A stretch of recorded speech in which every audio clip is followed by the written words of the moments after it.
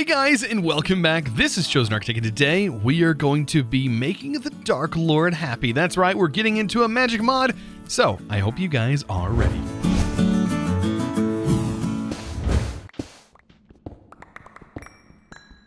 So I have done a little bit of work, as you can see, just kind of prepping for today's video. But the main thing we're going to do is step away from the machines for a bit, step away from the farms for a bit. And we're going to start a magic mod. Now, I have played around with this mod in other packs. This mod kind of just recently popped into view. So I don't think it's been around for all that long. At least I've never really seen this mod before. But it is called the Adelion. I'm going with the Adelion mod. And it is a magic sorcery type mod. Very interesting in its book. I love the book here. It is a fantastic looking book. And it tells you everything you need to get started. But of course, I am going to take you on that journey of getting started. But first, I'm going to need a little bit of an area to start this mod. And I'm thinking this area is going to be a good place for this. And I'm going to build somewhat of a shrine sort of build. It's going to be a circular build that is going to use some cobblestone, and it's going to be more of a shrine sort of setup because this mod is going to require that type of thing. So as I'm working on this shrine, I want to randomly place blocks. So I am using an item called a trowel, and it comes from the mod Cork, which is obviously one of my favorite mods. But it allows me to sort of randomize the block placements in my hotbar. You can see it's using the items in my hotbar, and I'm slowly but surely getting this random pattern. It's not a pattern, it's just this random block placement here that is going to be where our shrine resides. As you can see, it is quite a large area, but I think it's going to be necessary for some of the stuff that I want to get into in this. This is going to require its own like shrine area, and it also has a brazier that allows you to do some interesting things. Let's just say that. So I'm trying to decorate this the best I can, and these spikes are really, really making this worthwhile. Like, this is really going to sort of make this pop, I think. Look at that. Adding these spikes to, I guess you would call them, like braziers? I think that's what they're called. And then I also have this right here. The fiery glass blocks actually put out a lot of light. So this should be able to work fairly well. By the way, I decided to go with a 7x7 circle. So this is a 1, 2, 3, 4, 5, 6, 7. Then I go to 3, then 2, then 1. If you want to know how to build this circle, it's not too bad. It's a 7 circle is what I would call it. Or I guess you would count from here all the way to there and then get to what number it is. I don't actually know what it is. But I know that I started with 7. As you can see, I have like broken down bits here. I decided to make this one look broken down and this one look like it fell apart. I think that's going to make this area look so good. Oh, I'm so excited to get into this mod. So one of the things we definitely want to get started with before we start working on anything is going to be getting some of the metal that's required for this mod. So as you can see, there's a brazier. And then this is going to require the pewter ingots and a block of coal. But the pewter ingots is actually iron and lead mixed together. So it's best to go ahead and get some of that. We're going to take iron and combine that with lead. And that is going to get us these nuggets. I'm going to go ahead and make 32 for right now. These, of course, need to be smelted down. So let's go ahead and fire them. And once those are ready, we can actually get started with this mod. Oh, and by the way, if you notice the swords over here, well, this mod has some good tools, but I was looking at like what the highest damage tool that is base damage in here, and it's actually the Refined Obsidian Sword, oddly enough. That's what I've seen has the highest damage, because you can actually search attack damage by doing this and end up looking through here, and you can go like, for example, this one has a base attack damage of 14. If we search this, as you can see, it shows up in this list.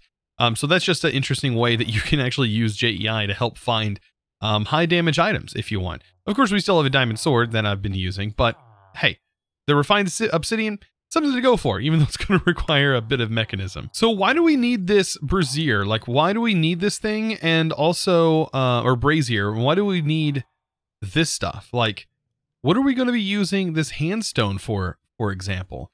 Well, if we take a look in our book, we have some different sections here. We have things that are called natural phenomenon, which talks about ores and things that we're going to find as we go. And then we have rituals. Now, rituals tells us that we need this in order to do a successful ritual. Now, what ritual would I want to do? Well, there's a couple of them. This crystallization ritual is really nice. You can see right here, bone meal and some redstone dust on 2 of the braziers, or 2 of the hands with this catalyst will end up granting us a shard, which is going to be used. These shards are going to be used later on. That's going to be used in recipes. And that's how we're going to get it. We actually need a mob to come into contact while we run the ritual, and it will kill it and give us some soul shards in their place. That's what I want to do. So, soul shards. How do I get a zombie or anything over here? Well, luckily I have the quantum catcher, so I am able to just plop down a zombie while this is running, and it will give us a shard. Now, later on, there's easier ways to farm shards, but this is how you get started in this mod. Now, this is an item receptacle. We have the brazier. And then we have later on different rituals that we can actually use that do a lot of different things. Like this one will let you swap time. So if it'll go from like night to sunny, for example, or from sunny to night. There's all kinds of cool things you can do with time. Ritual of purifying, like there's things that'll keep mobs away. The ritual of repelling, things that'll breed mobs and all kinds of stuff. There's pretty cool stuff you can do, but I'm more interested in the items and baubles and stuff that you can get. So let's go ahead and get started. I don't know if I can do this one during the day. I guess we can go ahead and try. We needed redstone and bone meal, right? So bone meal. There we go. I have my redstone. So let's go ahead and set this up. We're going to place it right in the middle here for now. And let's go ahead and get this. We'll place our stone hands. They can be away, I think. I don't think they have to be right next to this thing. And let's go ahead and try this. They may have to be right next. I don't know. So bone meal. We have redstone here, bone meal here. And they may need to be next to each other. Let me try this again. They may have to be right next to one another. Like this.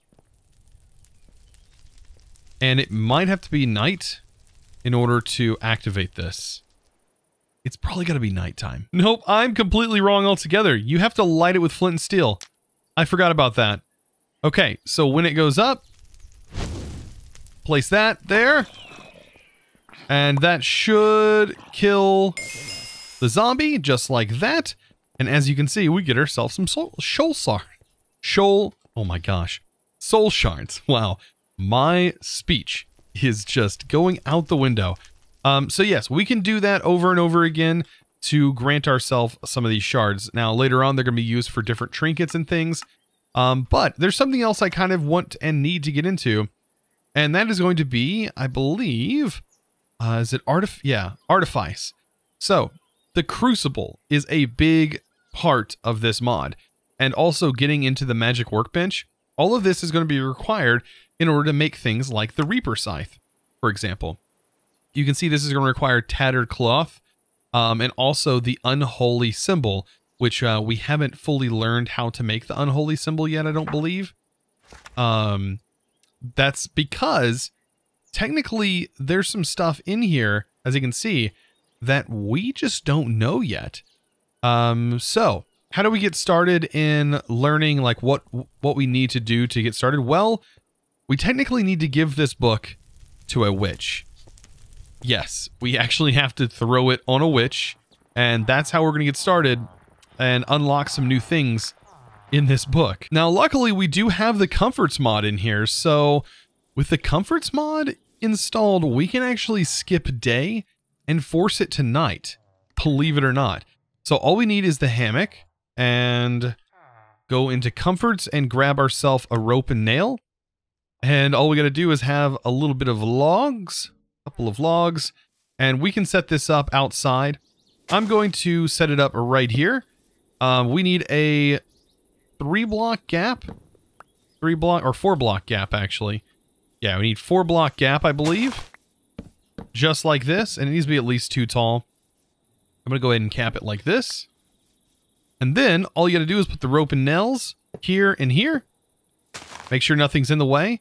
And then attach your hammock to it. And we can actually sleep the day away until it is about dusk.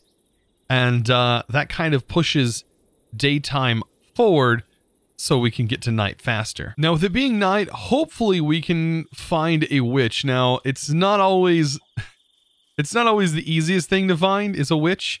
But I'm going to try my best while avoiding all of the other mobs. But I could, while I'm here, grab some mobs, get some more shards, because we're definitely going to need as many shards as possible, of course. So grabbing these guys, even leading zombies over here is going to be a good thing to do, even though zombies are so slow.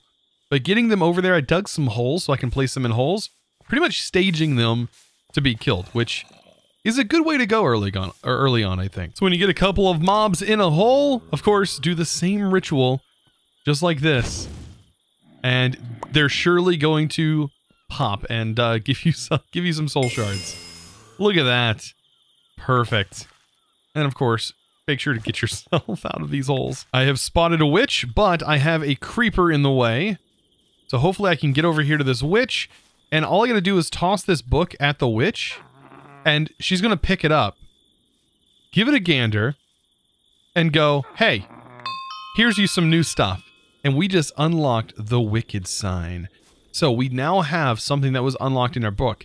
And before that, I mean, if you think about it, this is the only magical creature kind of that we have access to. So that's why we give it to a witch, right? So we now unlocked the Wicked Sign. Now, this is what we're going to use to pray to the Dark Lord. That's right, this mod is going to get dark real quick. So here's where things get a little weird, and it's recommended to start this mod pretty early. So, of course I fell in a hole. Let me go ahead and get out of here. I really need to learn to fill my holes. Okay, so right here, I want to build my altar. So I went ahead and made some wooden altars, just like this. And what I'm going to need is a straw effigy. This is what we're going to use to get started first. So my straw effigy is right there. And then you can use some other things like tallow candles and things like that. But for right now, this is going to work for me. And we're going to use this to pray to the Dark Lord. That's what this whole symbolage is. So we do this 3 times, and then we chant. As you can see, that just happened. So, did we learn anything new? No. But, as you can see, the Dark Prayer performed the chant, and it tells us a little bit of information. Further knowledge may be revealed to you. So the more that we do this, we can do this every night. Because if I was to do this again, if you can watch, you hear that noise, so nothing happened, right? So we need to continue to do this, and we are going to learn new things as we continue on. So this right here sort of unlocked the Dark Prayer, and that's basically it.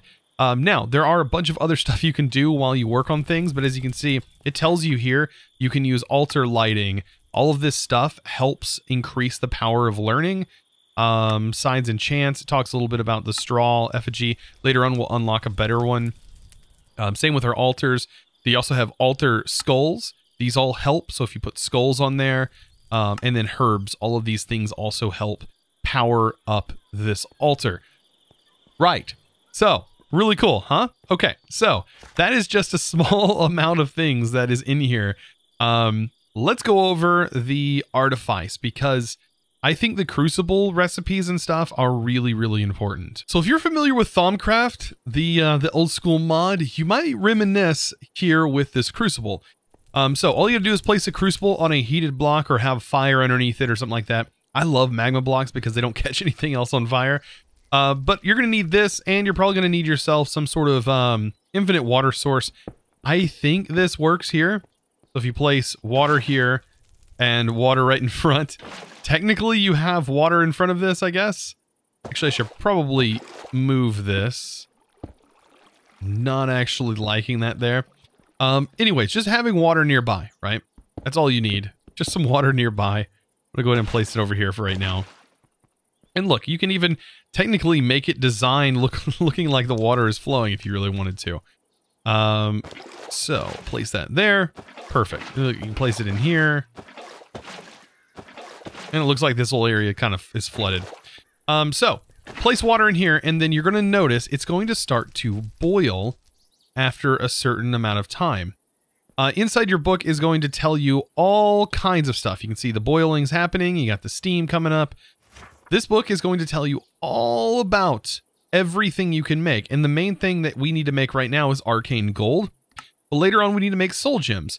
And it tells you very, very distinctly how to do this. All right, so it's got very specific rules. So you can see right here, you throw in 2, just to make a lesser soul gem, you throw in 2 redstone, 2 lapis, then it'll change color, or it should. Then you're going to throw in 4 shards, and then you're going to stir once, stir again, and then finally it should change color, and then you're going to throw in the nether quartz. So let's see that on something like arcane gold. And I believe the arcane gold works on other things. So a lot of the recipes are like ore dictionaried in for arcane gold, which is kind of nice because this is a pretty easy recipe for arcane gold compared to the other ones. So this is redstone, 2 redstone, 1 soul shard, and then 2 gold. So if we have that ready, 2 redstone, 1 shard, we can go ahead and pop that in. No problem, right? Let's double check and make sure that's our list. Okay. So 2 of those, 1 of those. Actually, I think, and there's, as you can see, it changed. So yeah, you can throw it in. I don't think you can right click, so you do have to throw it in. But if you leave it for too long, oh no, what happened? It's gone. It is gone. So it just ate one of our soul shards, right? So that is the side effect of not being quick enough. So you do want to make sure that you throw this in. Just like that. You have you have a good amount of time once it changes colors.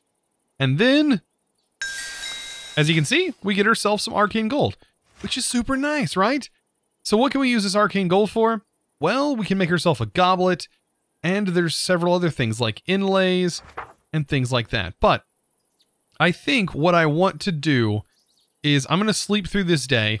Hopefully we can unlock the next sign, because I really, I think we're going to need this this goblet. You do need this goblet because basically what we're going to do is we are going to sacrifice a mob later on this, and we're going to need that goblet. But we still have to unlock another sign here, because as of right now we don't have it. So we need to spend a couple of nights, and the good thing we can kind of fast forward nights very easily by just sleeping through the day and then sleeping in the bed, and just running that ritual over and over again. So this is the next night. Let's go ahead and try it again. Do some chanting. Oh, and it failed. I wonder why it failed this time. I mean, maybe we need to make some tallow candles, maybe? So tallow candles are going to help us later on down the road, and as you can see, all we need to do to make tallow is just smelt rotten flesh, and then we can make ourselves some candles, hopefully. As you can see right here, this does help us with the power of 2. So if we have 1 of each, so if we have this candle and then we make a candlestick, we could potentially help. And this also helps with capacity, so don't really know what capacity means, but power definitely means something to me. So while I wait, it is currently nighttime. I want to go mob hunting. There's a few mobs that I actually need to kill. So I went ahead and enchanted this sword. We now have Fire Aspect, Vorpal 3. It just got Vorpal 3 on it, which is super nice. Sharpness 4 and Raider's Bane. I'm assuming the Raider's Bane helps us with raids and stuff.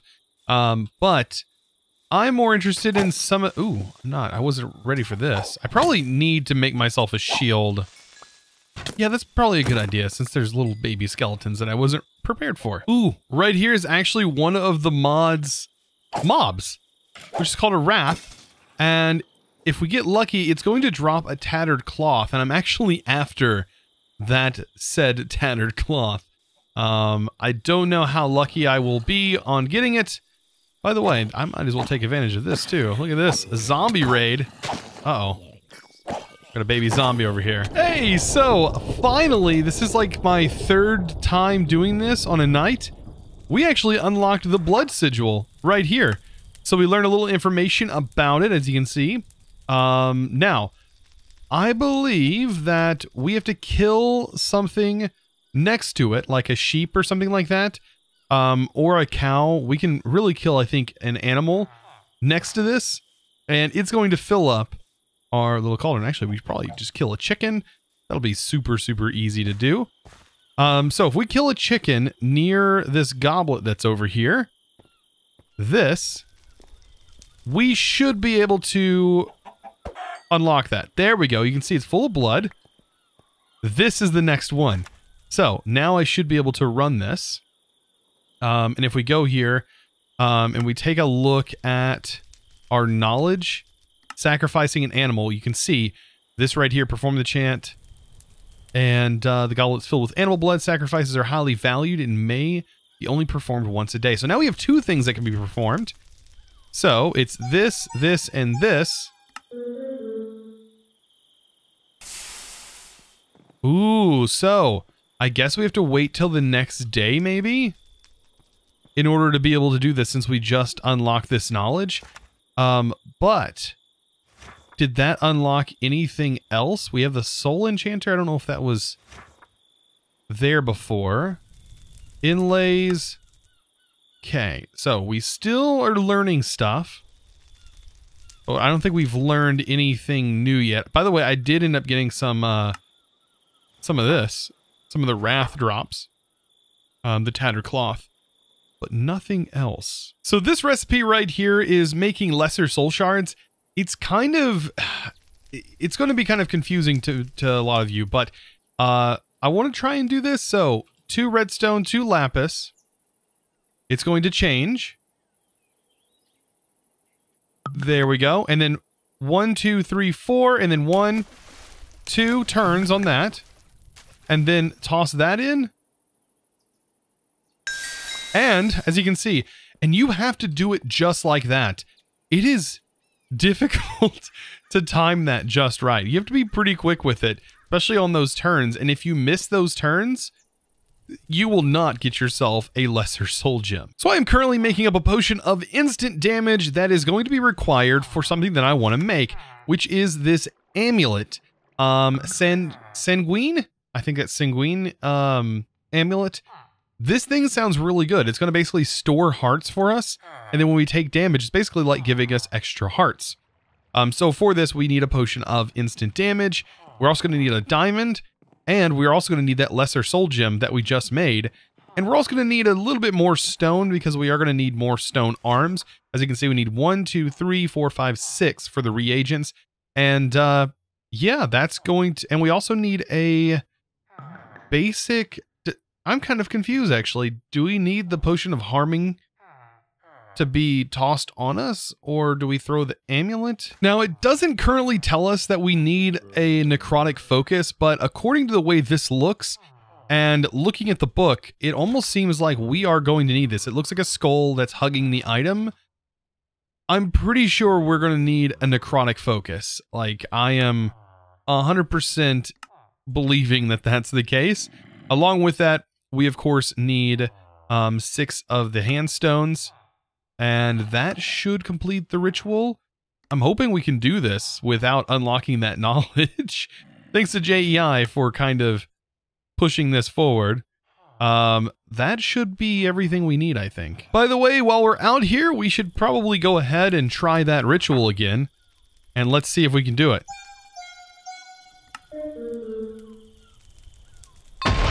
Ooh, soul sign we just unlocked. That is this one. Soul sign, okay. And then this must unlocked. Oh, it unlocked this right here, the statue. So what exactly is this all about? So that unlocked knowledge here. Ooh, we ended up getting this, the Touch of Darkness.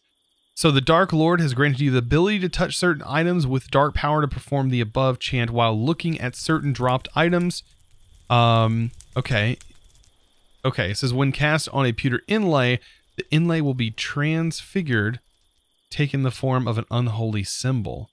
So when we cast on a inlay, ooh, we should do that. I hope doing all this stuff doesn't, you know, like, destroy our mind or anything. Like, that would be not good.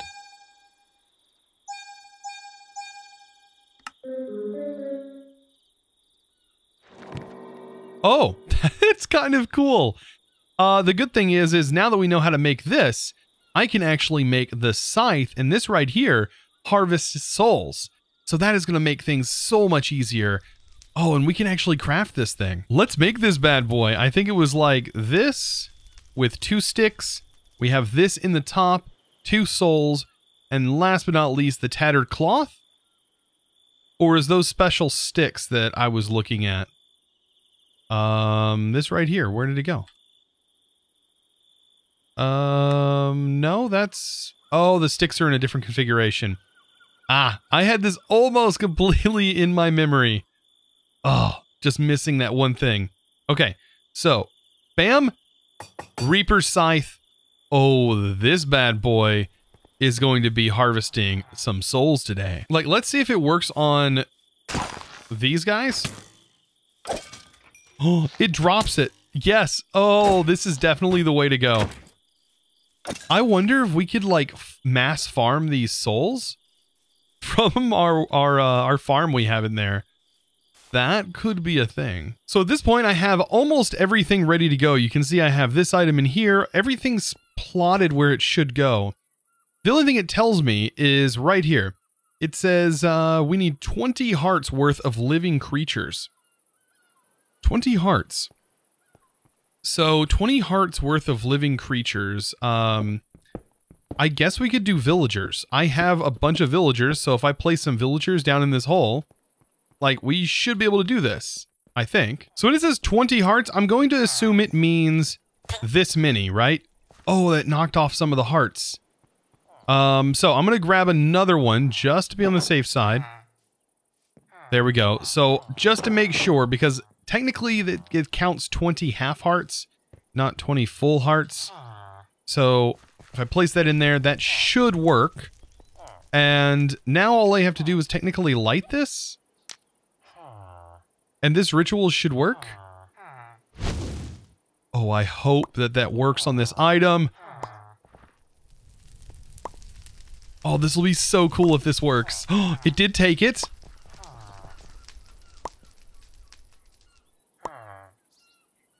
Oh, this is... And we got it. Oh my gosh. And so when we store this, what it's supposed to do is hold on to our hearts while we're at full health and basically just store hearts. You can see there's a heart there. And you can see my hunger is still depleting, I think. Is it regenning these hearts? Yeah, there it is. It's regenning a heart level on here. Oh, that's so cool. Basically storing it so I have extra hearts for later. That is definitely worth this mod alone. It's almost like an extra regeneration thing. I'll take it. I'll take it. So there are still so many things left to do with this mod, and we're going to be playing with it as we continue on.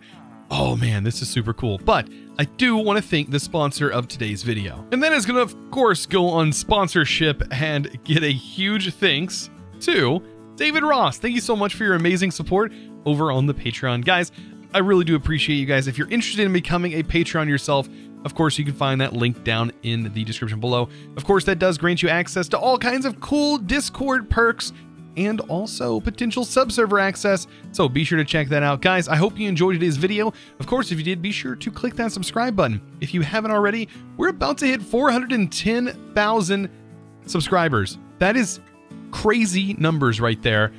Pushing our way to 1 million, right? We'll eventually get there. So guys, if you would, click that subscribe button. Also give this video a thumbs up as that helps. And if you have any friends or family you would love to share this video with, be sure to do that. That's the best way. That's the best way to spread the knowledge of modded Minecraft to the community. So guys, I hope you enjoyed. I'll see you in the next episode. And as always, thanks for watching.